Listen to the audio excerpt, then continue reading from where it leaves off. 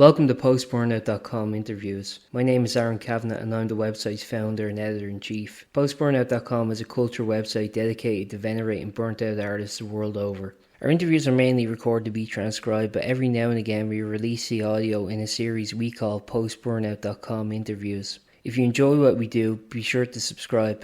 In this edition of Post-Burnout.com interviews, we talk with New Zealand avant-garde noise musician, conductor and teacher Sally Gates. Sally talks about her new album with Trevor Dunn and Greg Fox called Deliriant Modifier, getting into experimental music, moving from Auckland to New York, balancing teaching with music, her other projects tighten to Tachyons and Orbweaver, creating artwork, and how neuroscience, consciousness and quantum physics influence her songwriting.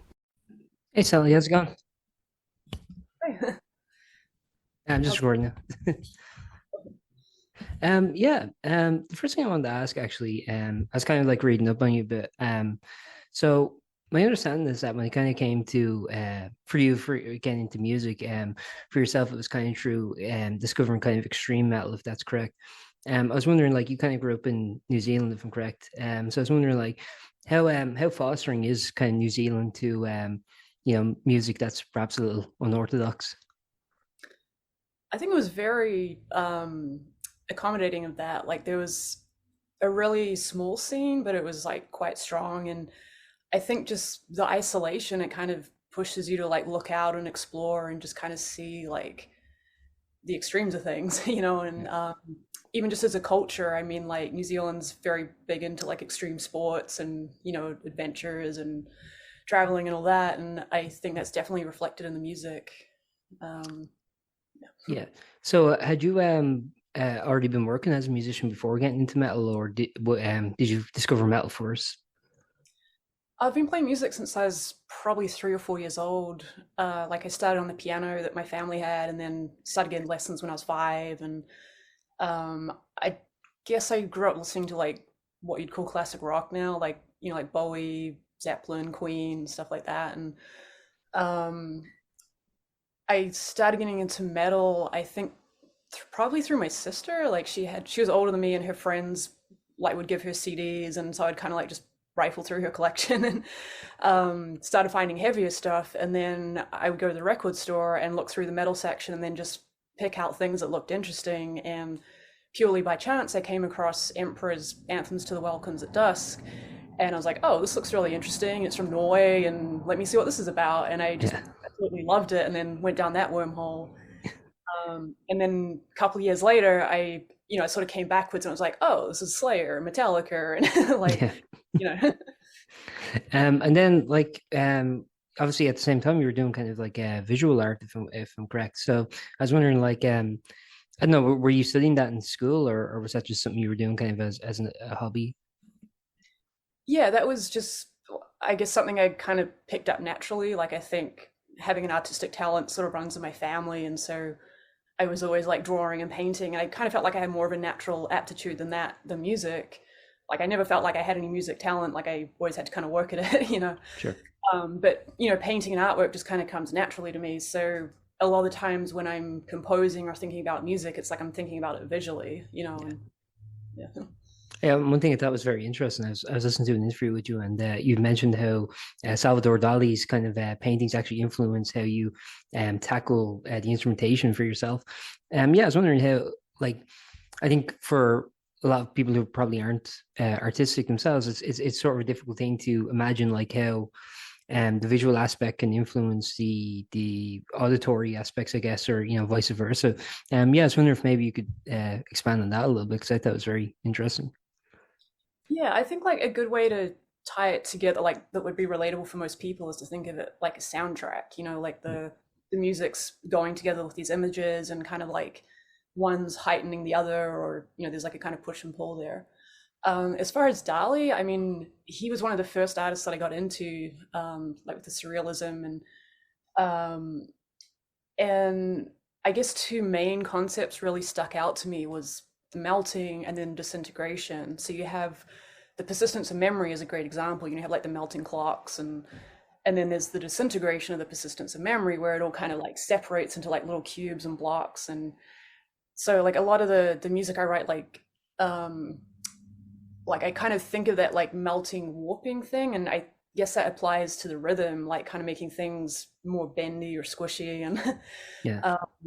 kind of like leaning into things. And then disintegrating is where maybe I'll have like some kind of motif, and then it gradually gets pulled apart and played around with, and then but you can kind of still hear elements of it there, but it's just getting all distorted and stretched, or whatever's happening becoming more angular. Yeah.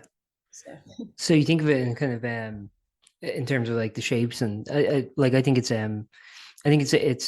it was something that once it was kind of brought up to me, like I was kind of envisioning from that perspective and kind of trying, because I think when I listen to music I tend to get quite visual too. Yeah, it was interesting to kind of listen to it from that kind of perspective too. yeah. Um, I was wondering then, like when it actually came to performing music live and actually trying to pursue being a musician as like an actual profession, how'd you kind of go about that? Like what was like the first early steps, I guess? When I was in high school, I tried starting a couple of bands.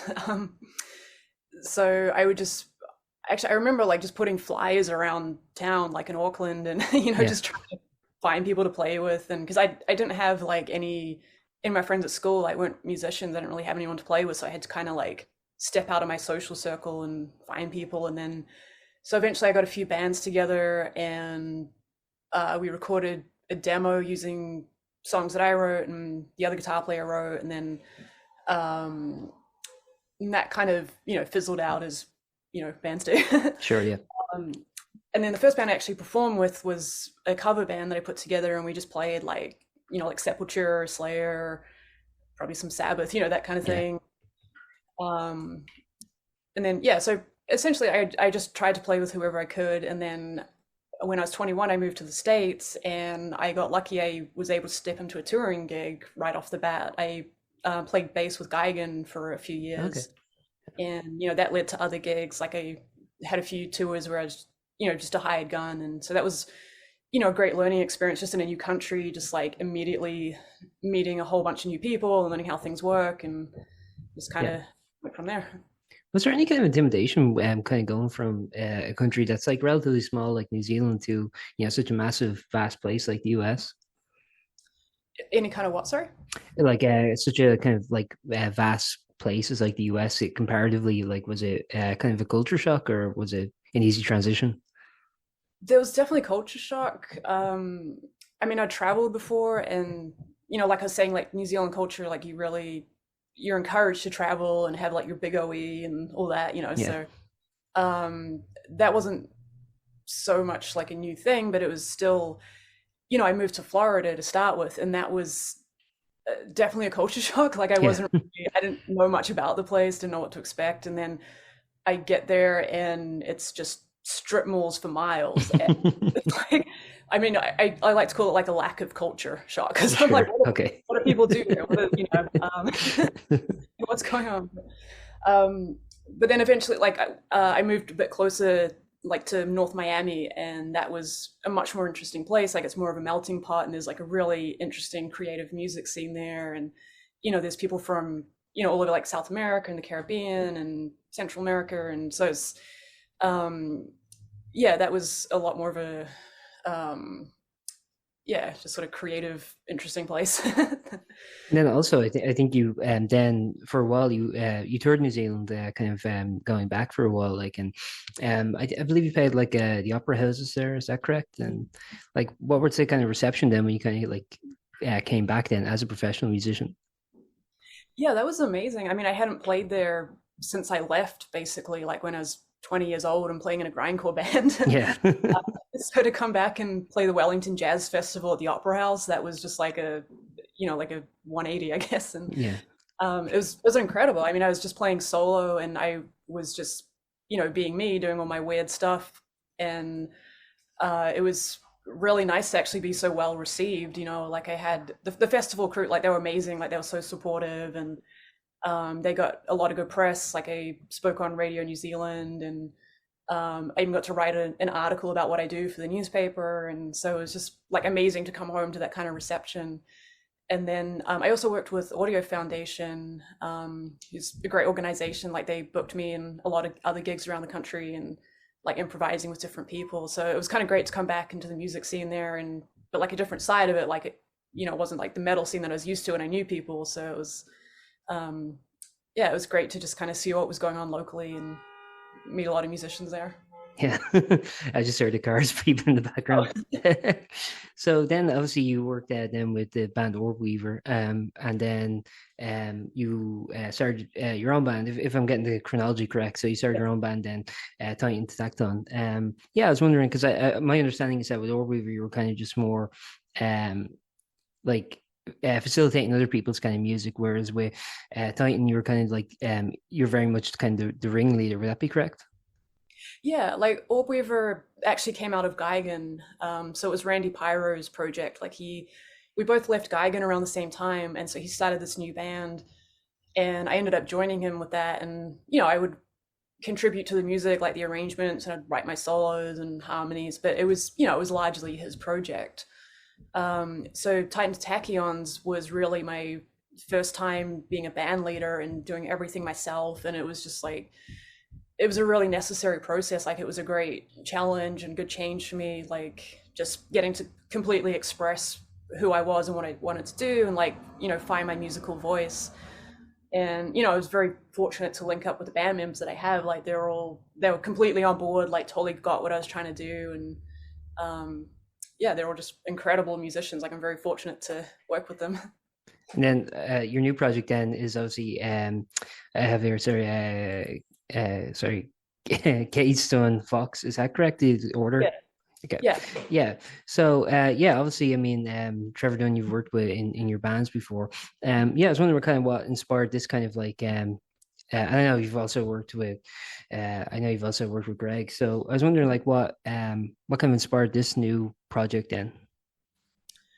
So this actually started back in 2019. So Ava Mendoza, she's another guitar player here. She had an album release show, and she asked me to play. So I put together this group to improvise, and that's one thing I love doing here is playing improv shows, and then just sort of curating lineups, like seeing who's available, like what might be interesting, and it's usually with people like I'd never played with before, so it's always fun to see what comes out. So I mean, I'd played with Trevor before. I think that might have been the first time I played with Greg. So I just thought that might be like a really interesting trio.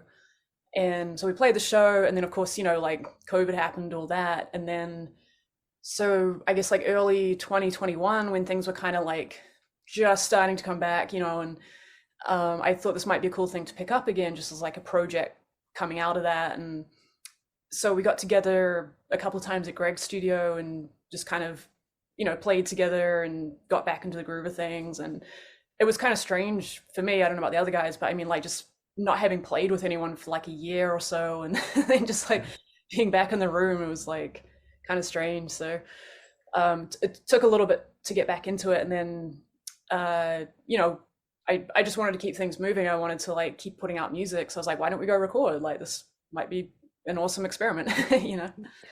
And yeah, one thing I also wanted to highlight was that I think I believe this project compared to your projects, like your projects, I believe sometimes got had the feel of sort of being created improvisationally, whereas like they're actually quite meticulously crafted.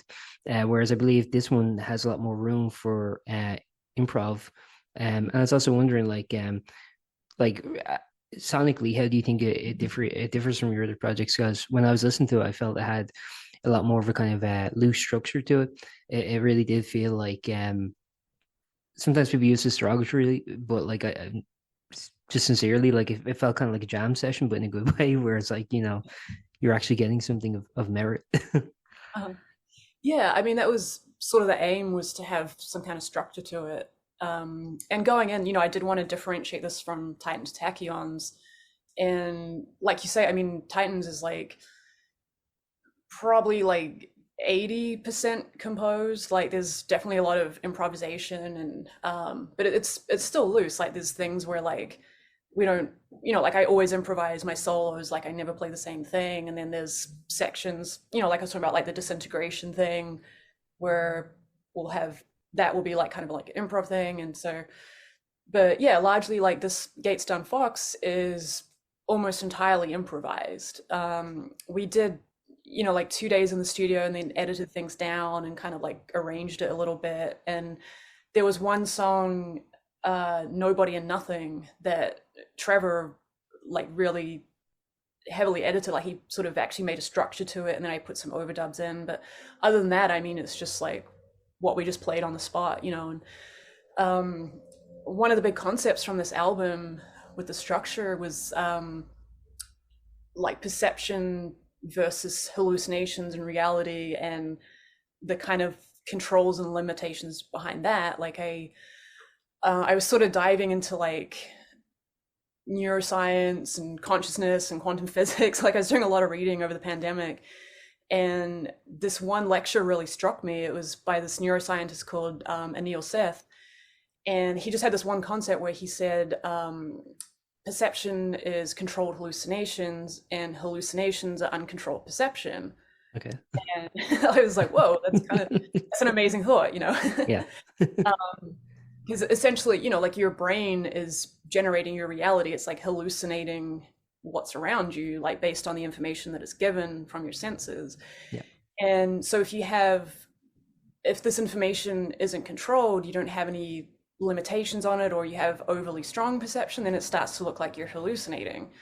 So for us to function and survive, it needs to be reined in. And I was like, what, that's kind of similar to improvisation, because if you just go at it, it can kind of descend into this like hallucinatory chaos. Yeah.